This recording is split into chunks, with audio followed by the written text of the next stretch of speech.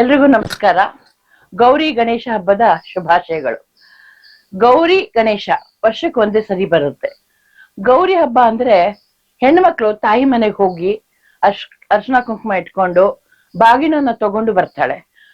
ಅವಳನ್ನ ಬಿಡೋದಕ್ಕೆ ಅಂತ ಆಕ್ಚುಲಿ ಪಾರ್ವತಿ ತಾಯಿ ಮನೆಗೆ ಹೋಗಿ ಬಾಗಿನ ತಗೊಂಡು ಬರ್ತಾಳೆ. ಅವಳನ್ನ ಕರ್ಕೊಂಡ್ ಬರಕ್ಕೆ ಅಂತ ಗಣೇಶ ಬರ್ತಾನೆ.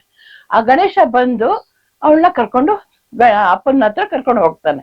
ಇದು ಪದ್ಧತಿ ಈ ಗೌರಿ ಗಣೇಶದ್ದು. ಆಮೇಲೆ ಗಣೇಶನ್ ಹಬ್ಬದ ಏನಪ್ಪ ವಿಶೇಷ ಅಂತಂದ್ರೆ ನಾವು ಅವತ್ತು ಚಂದ್ರನ ನೋಡ್ಬಾರ್ದು. ಯಾಕೆ ಅಂತ ಹೇಳ್ತೀನಿ. ಗಣೇಶ ಹಬ್ಬದ ದಿವ್ಸ ಚೆನ್ನಾಗಿ ತಿಂದ್ಬಿಟ್ಟು ಇಲ್ಲಿ ಮೇಲೆ ಹೋಗ್ತಾ ಇರ್ತಾನಂತೆ. ಹೆಂಗಿರುತ್ತಂದ್ರೆ ಹೊಟ್ಟೆ ಎಲ್ಲ ತುಂಬ್ಕೊಂಡು ಕಡುಬು ಗಿಡುಬು ಎಲ್ಲ ತುಂಬ್ಕೊಂಡು ಹೋಗ್ತಾ ಇರ್ತಾನಂತೆ. ಇಲ್ಲಿ ಮೇಲೆ ಹೋಗ್ತಾ ಇಲ್ಲ ನಡ್ಕೊಂಡು ಹೋಗ್ತಾ ಇರ್ಬೇಕಾರೆ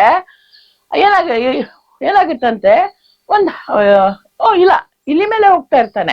ಅವಾಗ ಏನಾಗ್ಬಿಡುತ್ತೆ, ಹಾವಡ್ಡ ಬಂದ್ಬಿಡುತ್ತೆ. ಹಾವಡ್ಡ ಬಂದಿದ್ದು ಹಾವನ್ನ ನೋಡ್ಬಿಟ್ಟು ಇಲಿ ಏನ್ ಮಾಡ್ಬಿಡುತ್ತೆ, ಪುಲ್ಲಕ್ಕಂತ ಓಡೋಗ್ಬಿಡುತ್ತೆ. ಗಣೇಶ ಬಿದ್ದು ಬಿಡ್ತಾನೆ. ಅವ್ನ್ ಬಿದ್ದ ತಕ್ಷಣ ಅವ್ನ ಹೊಟ್ಟೆಯಲ್ಲಿ ಇದ್ದಿದ್ ಕಡುಬು ಗಿಡುಬು ಎಲ್ಲ ಚೆಲ್ಲೋಗ್ಬಿಡುತ್ತೆ.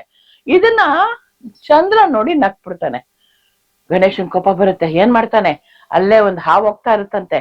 ಅದನ್ನ ಹಿಡ್ಕೊಂಡು ಆ ಕಡುಬು ಬಿದ್ದನ್ನೆಲ್ಲ ತುಂಬ್ಕೊಂಡು ಹೊಟ್ಟೆ ಮೇಲೆ ಹಾವನ್ನ ಕಟ್ಕೊಂಡ್ಬಿಡ್ತಾನಂತೆ. ಆಮೇಲೆ ಚಂದ್ರನ್ಗೆ ಶಾಪ ಕೊಡ್ತಾನಂತೆ.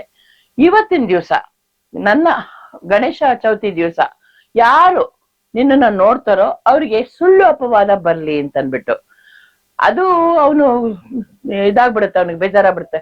ಅಯ್ಯೋ ಆ ತರ ಎಲ್ಲ ಶಾಪ ಕೊಡ್ಬೇಡ ನಂಗೆ ಅಂತಾನೆ. ಅವಾಗ ಗಣೇಶ ಹೇಳ್ತಾನೆ, ಸರಿ ಹಾಗಾದ್ರೆ ನನ್ನ ಕಥೆನ ಯಾರು ಕೇಳ್ತಾರೋ ಅವತ್ತಿನ ದಿವ್ಸ ಅವ್ರಿಗೆ ಅದು ಅಪವಾದ ತಟ್ಟಲ್ಲ ಅಂತ ಹೇಳ್ತಾನಂತೆ.